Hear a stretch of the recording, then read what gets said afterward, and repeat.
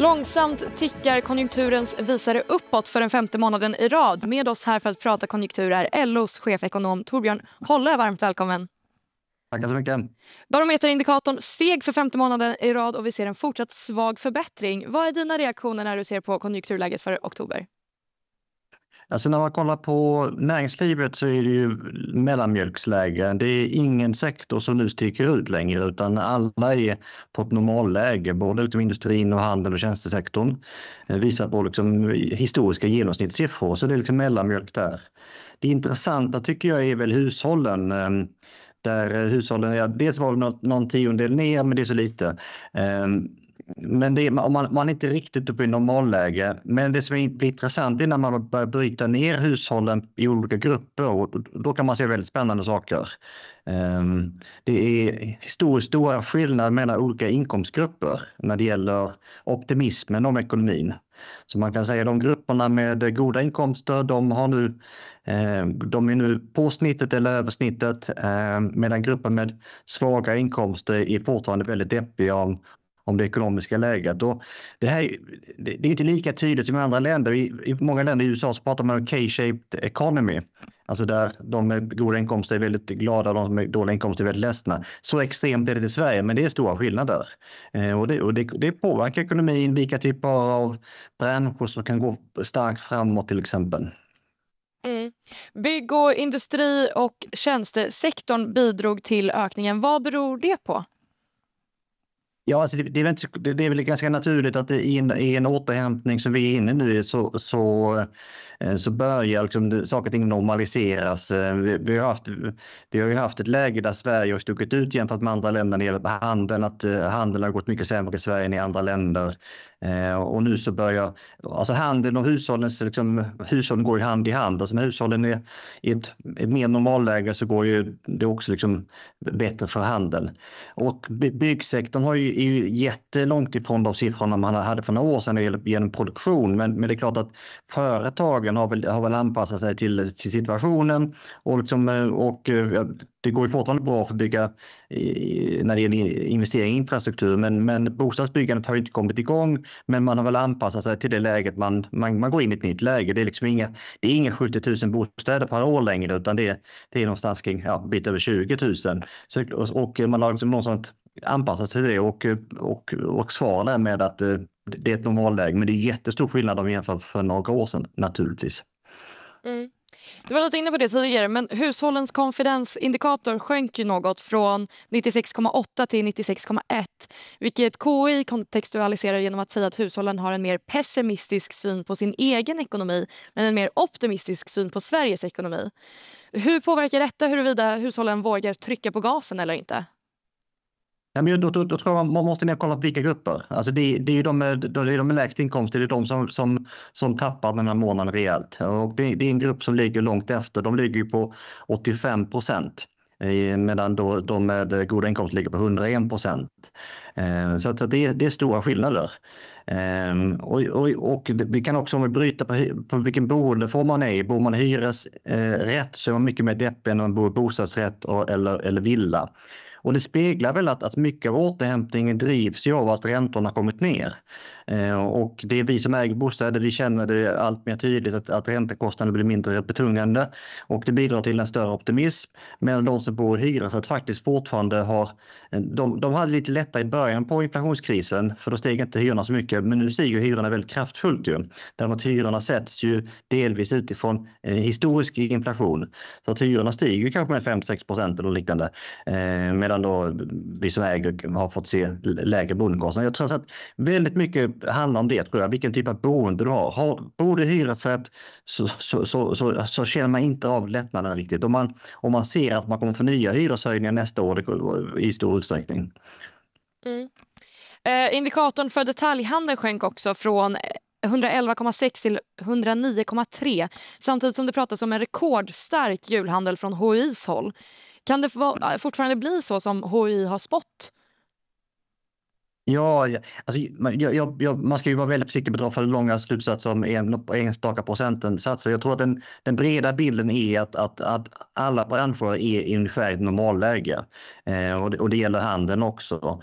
Men däremot tror jag att jag är tillbaka till det med hushållen, att i och med att det ser så olika ut beroende på vilka. Vi ser också det är jättestora skillnad mellan unga hushåll och i medelåldern. Unga hushåll är väldigt deppiga, medelålders hushåll är optimistiska.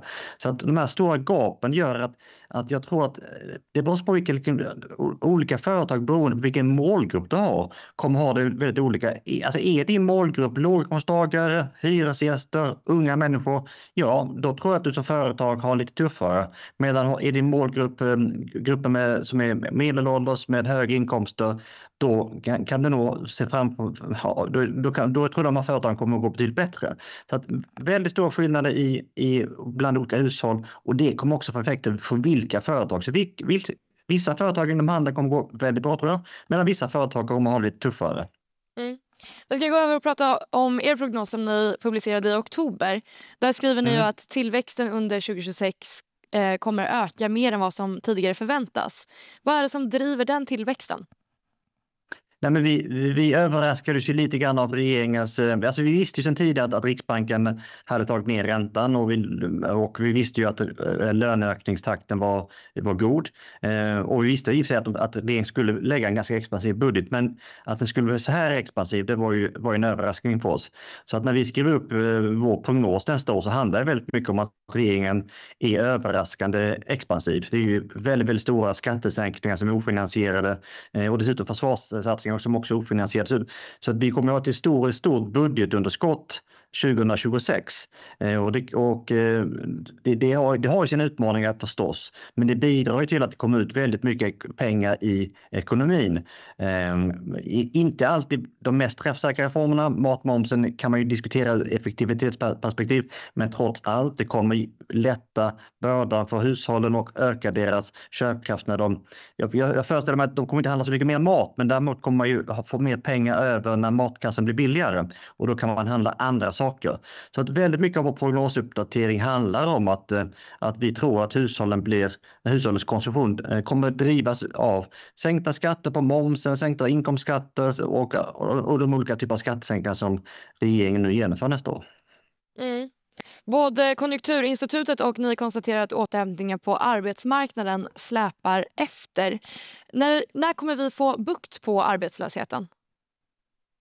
Ja, den är segare än vad jag trodde. Alltså sen brukar jag alltid säga att alltså det bästa sättet att bekämpa arbetslöshet är att undvika att folk blir arbetslösa. För när folk väl har blivit arbetslösa så är det alltid svårt att få tillbaka folk. Så är det ju i varje ekonomisk kris. Att det tar alltid lång tid. Framförallt om stora grupper hinner vara borta från arbetsmarknaden lite längre, då blir det ännu svårare att komma tillbaka. Men det är lite segare än vad jag kanske hade trott. Jag hade nog trott att vi skulle börja se signaler om sjunkande arbetslöshet nu. Det har vi inte riktigt gjort, utan det är snarare flattar fortfarande. Men om man kollar på barometer så var den faktiskt där hittade om jag nu kollar jag bara lite snabbt där, men där uppfattar jag det som att hushållen, deras risk för arbetslöshet har de tagit ner. Så att hushållen verkar som tro att risken för arbetslöshet sjunker. Så det är en signal att det kanske går åt rätt håll. Sen har vi lite speciell arbetslöshet. I den här krisen så är det en betydligt mer akademiskt utbildade personer som blir arbetslösa än de senaste kriserna.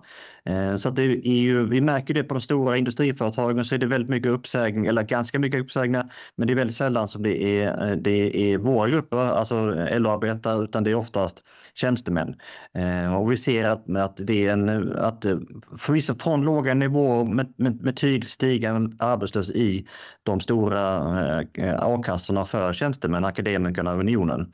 Så att det är lite annorlunda sammansättning, och jag tror att någonstans är det både en konjunktureffekt men också en struktureffekt, kallar det för AI eller vad du vill kalla det för, där vissa tjänstemän har lite tufft strukturellt också.